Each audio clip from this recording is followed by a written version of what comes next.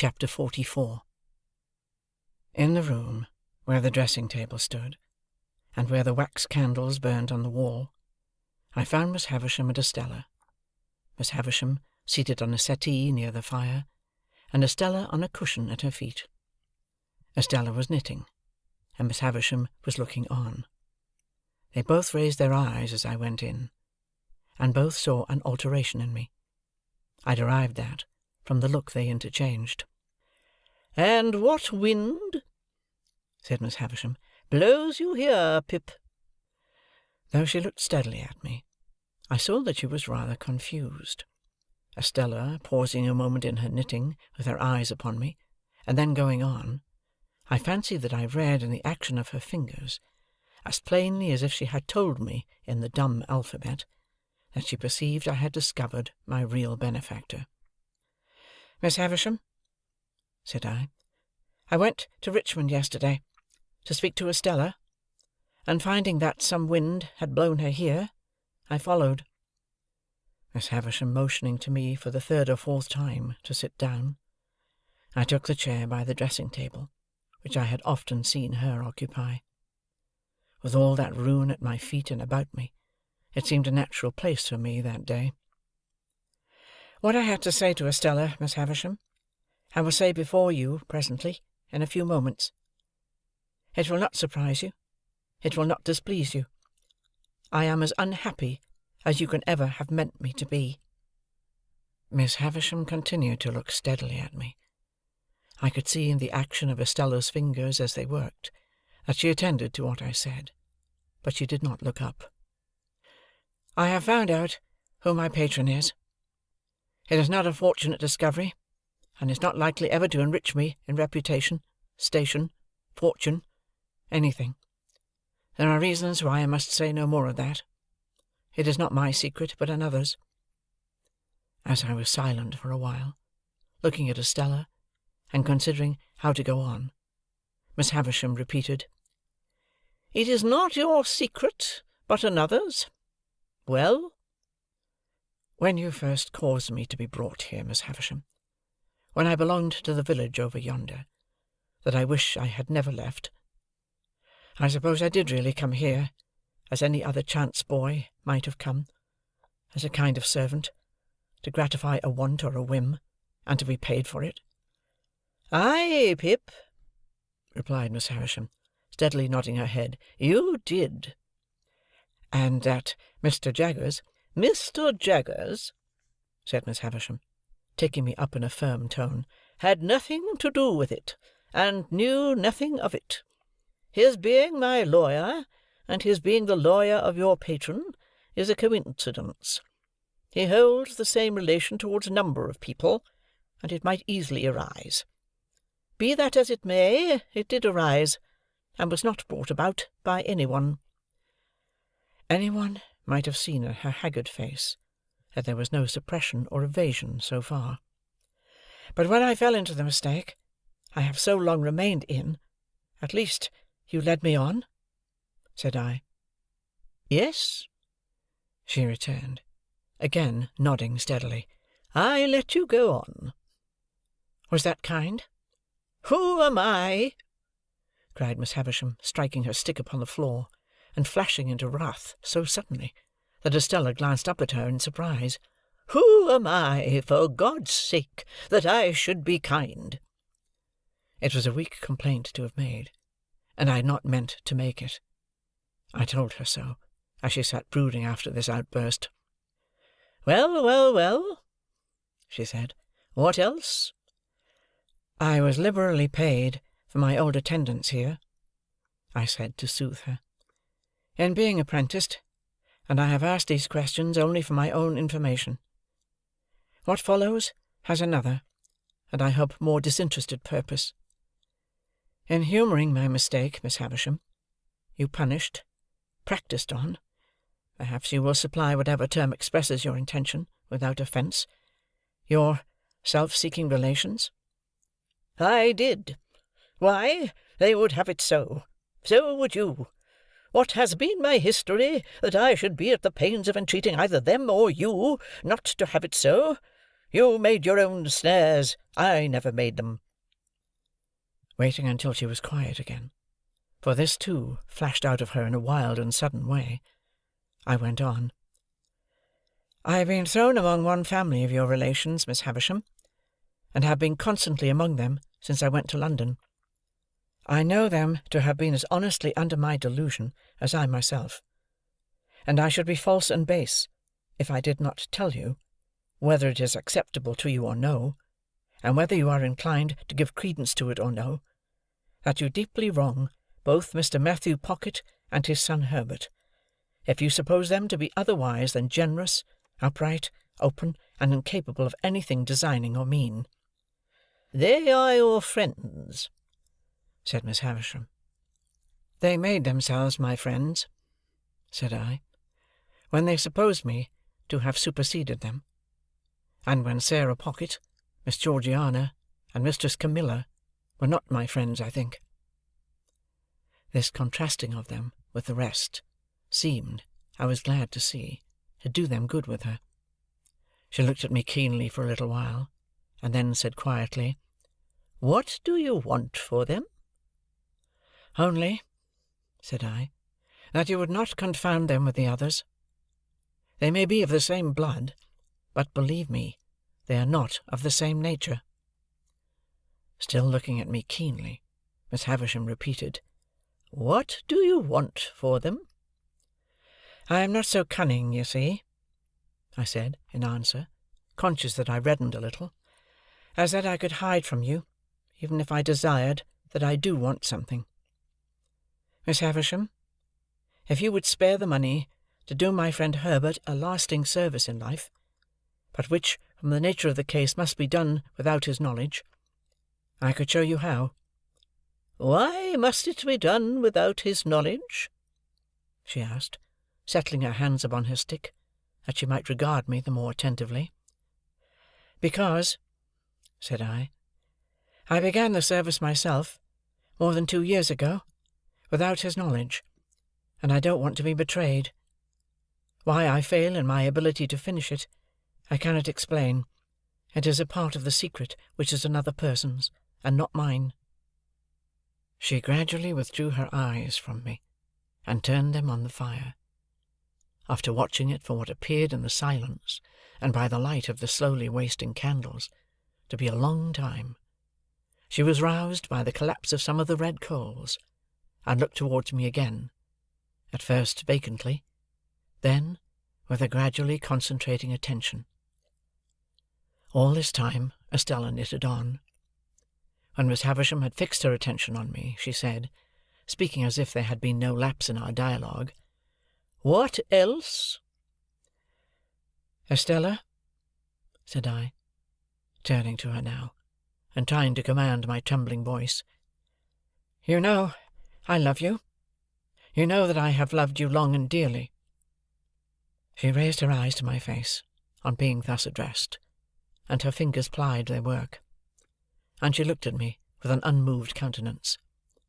I saw that Miss Havisham glanced from me to her, and from her to me. I should have said this sooner, but for my long mistake.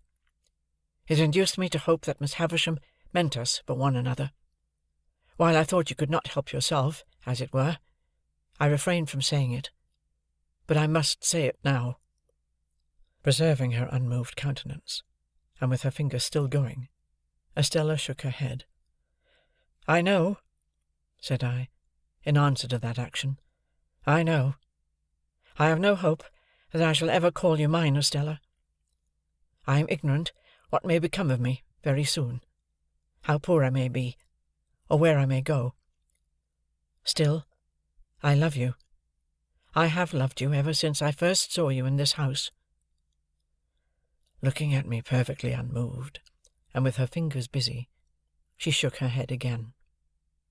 "It would have been cruel in Miss Havisham, horribly cruel, to practise on the susceptibility of a poor boy, and to torture me, through all these years, with a vain hope and an idle pursuit, if she had reflected on the gravity of what she did.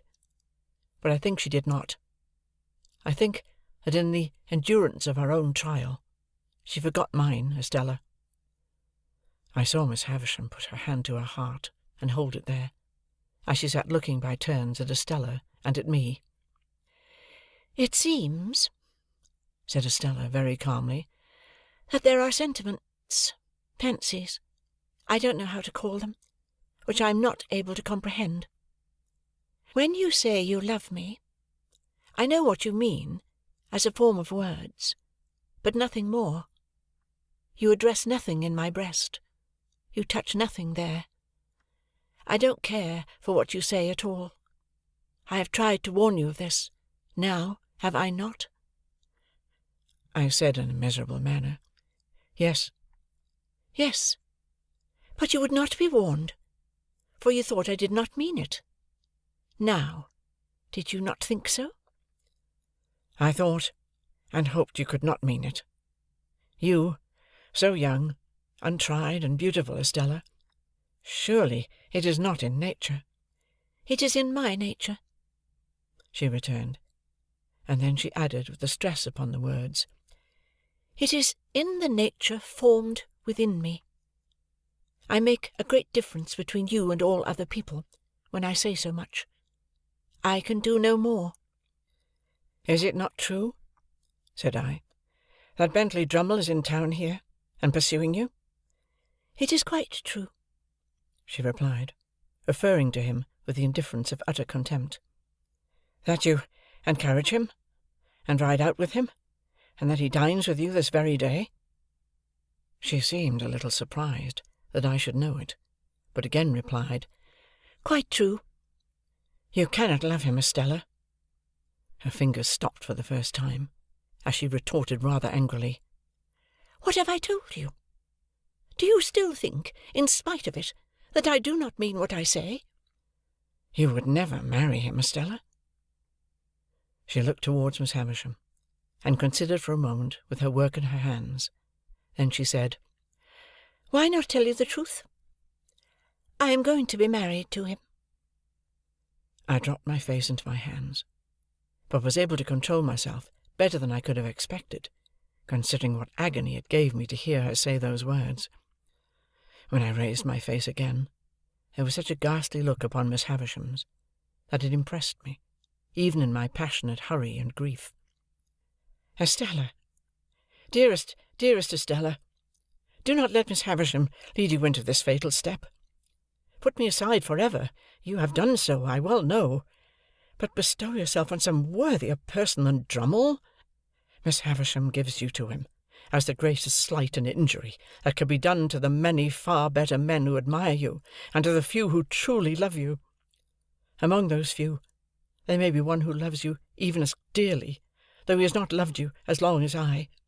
Take him, and I can bear it better for your sake." My earnestness awoke a wonder in her, that seemed as if it would have been touched with compassion, if she could have rendered me at all intelligible to her own mind. "I am going," she said again, in a gentler voice, "to be married to him. The preparations for my marriage are making, and I shall be married soon. Why do you injuriously introduce the name of my mother by adoption? It is my own act." "Your own act, Estella? To fling yourself away upon a brute?" "On whom should I fling myself away?" she retorted, with a smile.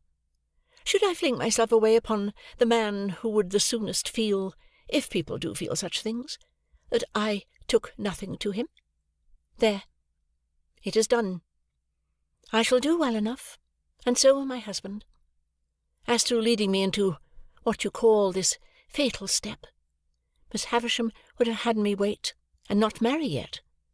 But I am tired of the life I have led, which has very few charms for me, and I am willing enough to change it.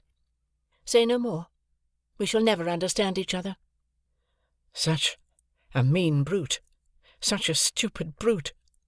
I urged in despair. "Don't be afraid of my being a blessing to him," said Estella. "I shall not be that. Come, here is my hand. Do we part on this, you visionary boy, or man?" "Oh, Estella," I answered, as my bitter tears fell fast on her hand, do what I would to restrain them. Even if I remained in England, and could hold my head up with the rest, how could I see you Drummle's wife?" "Nonsense," she returned. "Nonsense. This will pass in no time." "Never, Estella." "You'll get me out of your thoughts in a week." "Out of my thoughts? You are part of my existence, part of myself. You have been in every line I have ever read, since I first came here. The rough, common boy, whose poor heart you wounded even then. You have been in every prospect I have ever seen since, on the river, on the sails of the ships, on the marshes, in the clouds, in the light, in the darkness, in the wind, in the woods, in the sea, in the streets. You have been the embodiment of every graceful fancy that my mind has ever become acquainted with. The stones of which the strongest London buildings are made are not more real, or more impossible to be displaced by your hands, than your presence and influence have been to me, there and everywhere, and will be. Estella, to the last hour of my life, you cannot choose but remain part of my character, part of the little good in me, part of the evil. But in this separation I associate you only with the good, and I will faithfully hold you to that always, for you must have done me far more good than harm. Let me feel now what sharp distress I may. Oh, God bless you! God forgive you!" In what ecstasy of unhappiness I got these broken words out of myself, I don't know. The rhapsody welled up within me, like blood from an inward wound, and gushed out.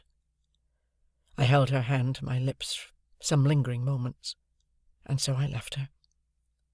But ever afterwards I remembered, and soon afterwards with stronger reason, that while Estella looked at me merely with incredulous wonder, the spectral figure of Miss Havisham, her hand still covering her heart, seemed all resolved into a ghastly stare of pity and remorse.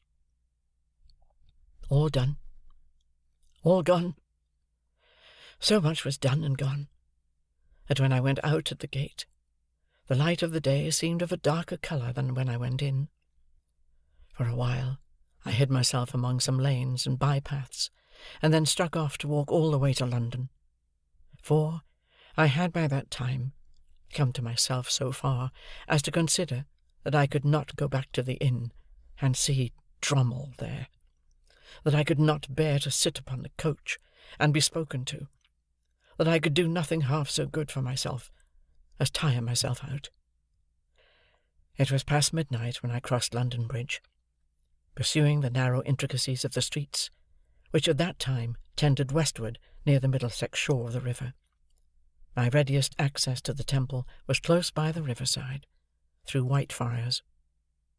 I was not expected till tomorrow, but I had my keys, and, if Herbert were gone to bed, could get to bed myself without disturbing him.